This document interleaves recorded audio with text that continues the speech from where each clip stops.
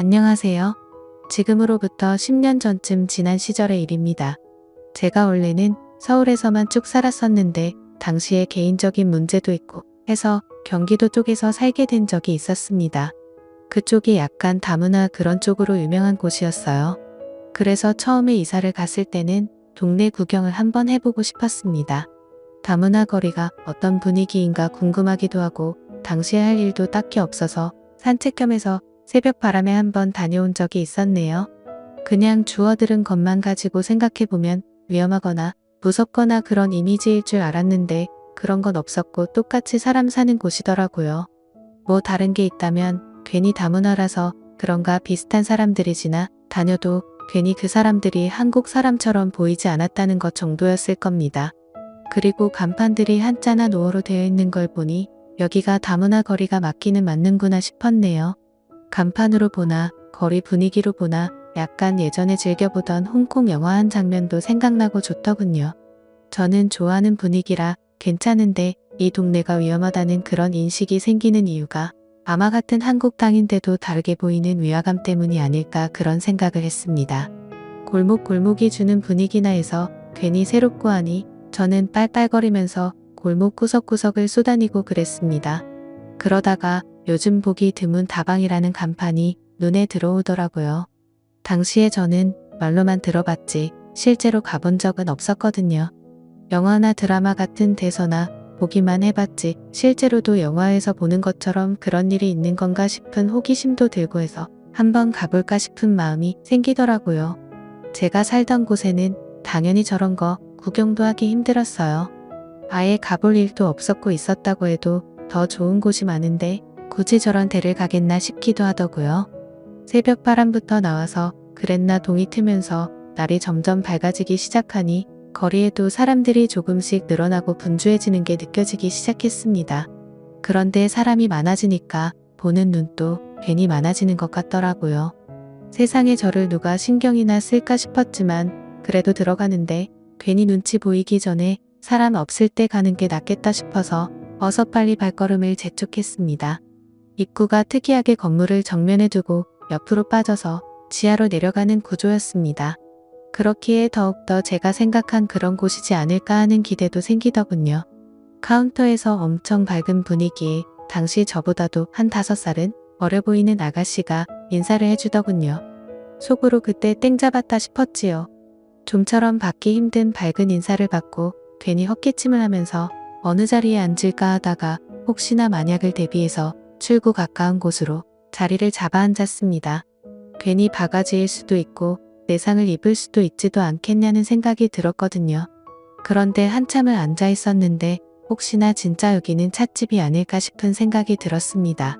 괜히 저만 쪽당하는 게 아닌가 싶기도 하고 여러모로 마음이 이상했네요.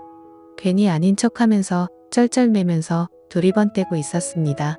제가 자리를 잡아 이미 앉아있던 상황인데도 불구하고 덮개 같은 건 할 생각이 없어 보였습니다.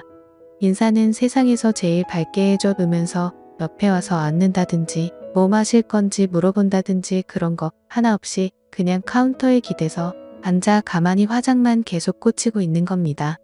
헛기침을 하면서 눈치도 주고 했는데 그 아가씨는 계속 딴 곳만 보고 더는 신경도 안 쓰다가 저 뒤쪽에서 인기척이 들리더니 드디어 누가 나오더군요. 그런데 뒤에서 나온 사람은 나이가 좀 있어 보이는 그 당시 저에게는 저희 막내 이모보다 조금 어린 사람이었습니다. 뭐라고 해야 할지 약간 애매하게 나이가 많아 보이고 애매하게 예쁜 그런 느낌이었습니다. 분명 제 또래 정도 되었을 때는 어디서 한 가닥 하기는 했을 것 같아 보였지만 나이를 숨길 수는 없어 보였어요. 그러다 드디어 제가 안절부절하고 있다는 걸 눈치채고 제 곁으로 후다닥 와서 자리에 앉더군요. 그러더니 저한테 뭐 마실 거냐고 물어보더라고요. 쟤는 온 지 얼마 되지도 않고 돈 벌 생각도 없어 보인다고 하면서 대신 사과까지 해주더라고요. 솔직히 이제와 생각해보니 그 아가씨는 제가 마음에 별로 안 들어 보였고 그래서 이 이모한테 저를 떠넘긴 게 아닌가 하는 생각이 듭니다. 아무튼 저도 어디서 본 건 있어서 진하게 커피 한 잔 좀 타달라고 이야기했습니다. 그런데 그 누님은 주문을 받았는데 커피를 만들러 가지는 않고 오히려 저를 보더니 저를 오빠라고 부르더군요. 그러더니 내 것도 한 잔 사줘야 하는 거 아니냐며 친한 척 물어왔습니다. 솔직히 한 잔만 사야 하는 게 아니란 건 알고 있었는데 누가 봐도 이모뻘 되는 사람이 저한테 오빠라고 부르는 것부터가 조금 그랬거든요. 그래도 그때는 주문을 받는 게 아니고 이 사람이 분명히 여기 사장님이 아니겠냐 싶었습니다. 오빠라고 했던 건 제가 여기 와서부터 꽤나 오랜 시간을 대기를 하고 있었으니 제 기분을 풀어주기 위해 그런 게 아닐까 하는 생각이 먼저 들더군요. 확실히 입구에 있던 아가씨는 제 스타일이었기도 하고 일하기 귀찮아하는 그 사람을 커피를 시키고 나면 제 옆에 앉혀주지 않겠나 하는 기대도 들어서 1시간 커피 값치고는 꽤나 큰 돈이었지만 지불을 했습니다. 그때부터는 괜히 긴장도 되고 그래서요. 아침에 마실러 온다고 괜히 너무 후줄근하게 하고 온 건 아닌가 싶기도 하고 눈곱도 괜히 띄고 그러면서 긴장하고 있었습니다. 괜히 숨이 깊게 들어가고 손도 살짝 떨리고 그러더라고요. 그런데 그 기대가 무색하게 그 젊은 여자는 카운터에서 여전히 관심 없는 듯 턱을 괴고 있는 상태로 딴 것만 보고 있고 그 이모뻘 되어 보인다는 분이 뒤뚱뒤뚱 커피랑 이런 걸 챙겨서 가지고 오더라고요. 컵 받침이랑 짝이 다른 데다가 입까지 조금 나가 있는 커피잔을 보니 커피 맛 또한 하나도 기대가 되지 않았습니다. 그런데 커피잔이 입에 닿자마자 저도 모르게 우아하고 감탄을 해버렸네요. 커피를 그렇게 잘하는 사람은 아니지만 그 커피 맛만큼은 제가 어디서도 단 한 번도 입에 대본 적이 없다고 해도 무방할 정도로 이것보다 맛있는 커피는 없다고 단언할 만큼 독보적인 맛이었습니다. 인스턴트로 이런 맛을 어떻게 내는 건지 싶을 정도로 감탄이 다 나오더군요. 잠깐 커피 맛에 너무 심취한 나머지 옆에 그녀가 앉아있던 것도 잊은 채 커피만 마시고 있었습니다. 그런데 따뜻한 커피 때문인지 긴장이 풀려서 그런가 괜히 날카로움도 좀 누그러졌어요. 그러니 제 옆에 앉아가지고는 저를 지그시 바라보던 그 누님이 다르게 보이더라고요. 가까이서 보니 화장이 조금 진한 느낌이 있긴 하지만 입술도 새빨갛게 칠해서 그 당시 제가 주변에서 보던 또래 여자친구들에게서는 느껴본 적이 없는 그런 매력이 있더라고요. 그러니 제가 처음부터 여기에 온 이유도 뭔지 기억이 나기 시작했습니다. 커피를 마시러 온 게 아니라 체험과 경험을 위해 왔다는 것을 말이죠. 그렇게 생각을 고쳐먹으니 계속해서 그녀가 예뻐 보이기 시작하더라고요. 이 누님이 풍기는 분위기가 그냥 그런 게 아니고 당시 저 같은 애송이는 마음만 먹으면 헤어나이지 못하게 만들 것 같은 연륜에서 나오는 무언가가 있었습니다. 그러니 오히려 저는 더더욱이 긴장이 되기 시작하더군요. 그때부터는 카운터에서 딴청 부리고 있던 제 스타일의 여자는 눈에 들어오지도 않았습니다. 그 누님이 제가 아직 20대라는 걸 알고 나니 혼자 까르르 웃으면서 오랜만에 젊은 기운 받네 하면서 기뻐하더라고요. 자기한테 저만한 조카가 있다고 하는데 정말 이모뻘니 맞았나 봅니다. 그리고 이어지는 질문 공세가 마치 호구 조사를 하는 것 같았습니다. 이 누님이 물어보는 말에 저는 따라가지를 못하고 계속 네, 아니요 하면서 단답식으로만 대답을 했습니다. 그런데 누님이 제가 따라오질 못하니 지루해졌는지 어느 순간부터 질문을 하면서 테이블 건너 벽에 걸려있는 텔레비전으로 계속해서 시선이 옮겨가더라고요. 얼마나 정적이 흘렀는지 저한테는 커피값에 포함된 1시간 중 몇 분 안 되는 시간이었는데 이대로 가다가는 가만히 단답만 하다가 가겠다 싶어서 안 되겠다 싶었습니다. 그래서 누님한테 커피 한 잔 더 마시고 싶다고 1시간 정도 더 있다 가면 안 되겠느냐고 조용히 말을 걸었지요. 누님은 제 말을 듣더니 피식하고 저를 깔보듯이 웃더군요. 장소가 주는 묘한 분위기와 누님이 앉아있는 저를 위해서 아래로 내려다보며 짓는 미소에 그 새빨갛게 칠해놓은 입술까지 3박자가 다 들어 맞아떨어지니 점점 제 시선은 오갈 곳을 잃고 심장은 쿵쿵거리며 뛰기 시작했습니다. 누님이 커피를 제 앞에 내려놓는데 한쪽 뺨으로 웃으며 저를 시선으로만 훑어보더라고요. 제 앞에 내려놓은 커피잔에는 커피가 없는 빈잔이었습니다. 누님은 제가 커피가 없는 걸 확인하고는 나갈까 하고 제게 말을 걸어왔습니다. 이제서야 옳게 왔구나 하는 생각이 들었네요.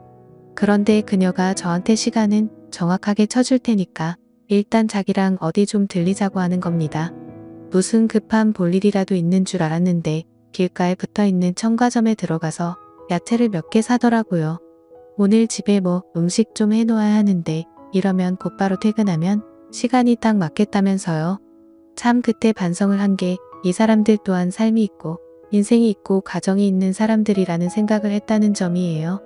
먹고 사는 게 다 똑같은 건데 당연히 일상이 있을 거라는 그런 생각은 안 했던 거죠. 그리고 나서 향한 곳이 저희 집입니다. 아무래도 공간이 있어야 할 텐데 원래는 저도 아무리 혼자 산다지만 집까지 끌어들일 생각은 없었거든요. 그런데 먼저 집으로 가자고 물어보니 거절할 수가 없었습니다. 집의 문을 열고 들어오니 곧바로 아까까지의 모습은 온데간데 없고 마치 마트에서 장보고 돌아온 신혼부부 마냥 눈빛부터가 돌변하더군요. 그렇게 그녀와 저는 연인처럼 시간을 보내었고 저는 깜빡 잠이 들고 말았죠. 얼마나 잔 건지 모르겠는데 부시럭대는 소리에 잠에서 깨게 되었습니다. 그런데 당연히 돌아갔을 줄 알았던 그녀가 제 부엌에서 아까 전 사온 재료들을 가지고 음식을 하고 있답니다. 저희 집에서 뭐 하시는 거냐 물어봤는데 어차피 밤새도록 일했고 오늘도 저녁에 다시 출근해야 하는데 막상 집까지 가려니 시간도 애매하고 하더라고요. 그냥 여기서 해가 지면 다시 출근하겠다고 하면서요.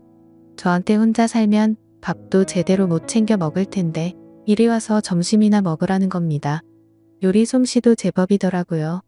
그녀 말로는 밤새 일했고 집에 가려는 와중에 제가 들어온 거라고 하는데 자기도 피곤하고 힘이 들었을 텐데도 이렇게 저를 신경 써주는 모습이 참 고맙답니다. 그날 이후로 그녀는 제 애인 같은 사람이 되어 있었습니다. 아무래도 나이차도 있고 뭔가 좀 마음이 걸려서 진짜 애인은 되지 않았지만 우리 둘만 좋으면 되는 게 아니겠나 하는 생각이었어요. 이틀 연속 쉬는 날에만 집에 돌아가고 그녀가 일하러 나와야 할 때는 보통 저희 집에서 머물고 그랬습니다.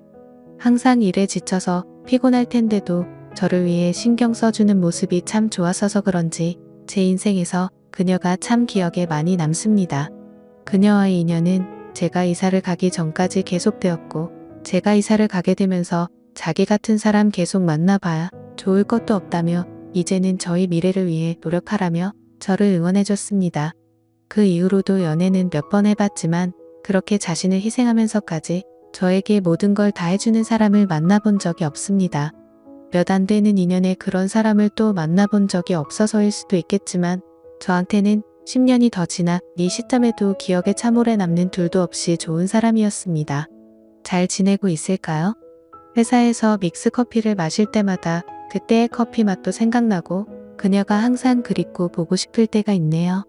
지금까지 제 사연을 들어주셔서 감사드립니다.